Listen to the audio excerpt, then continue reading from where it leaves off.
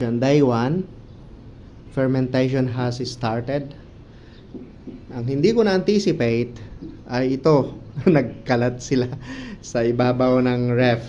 So, kasi tumaas yung tubig, pag nag-ferment na siya. So, kailangan ko itong linisan at kailangan kong ilipat yung iba sa isang garapon pa. Sige. So ito na, may froth siya. So mabango po siya. I smell alcohol, sweet siya na alcohol. Tanggalin natin yung iba at ilipat natin dito sa mas maliit na garapon para hindi na siya mag-overflow. Nag-overflow kasi siya doon eh.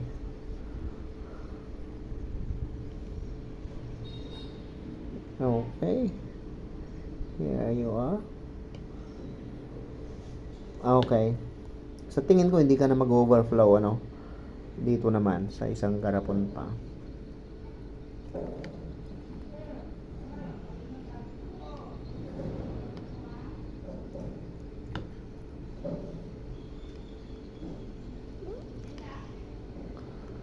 Mahirap na siya, matigas ay malambot na siya.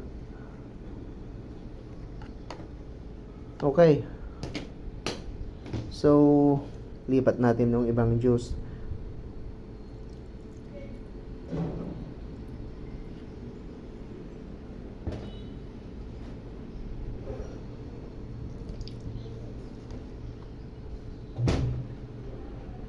Okay. Kaso kunti na lang ang tubig niya, no? So, pwede ko pa siguro lagyan ng tubig. Day 1 pa lang naman. Lagyan ko siya ng kaunting tubig.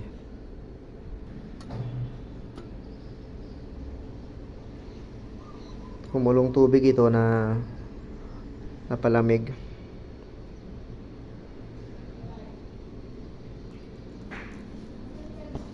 Dapat napalamig ha.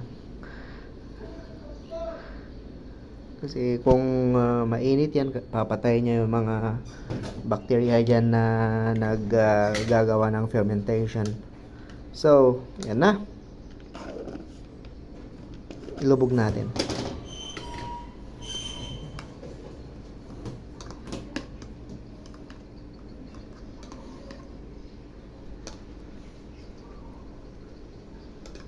First day pa lang ito, active na active yung fermentation.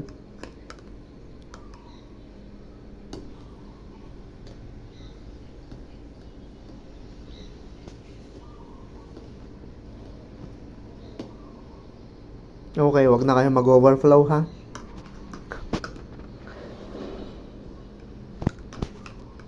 Matamis yung amoy na alcohol siya, may alcohol. Okay.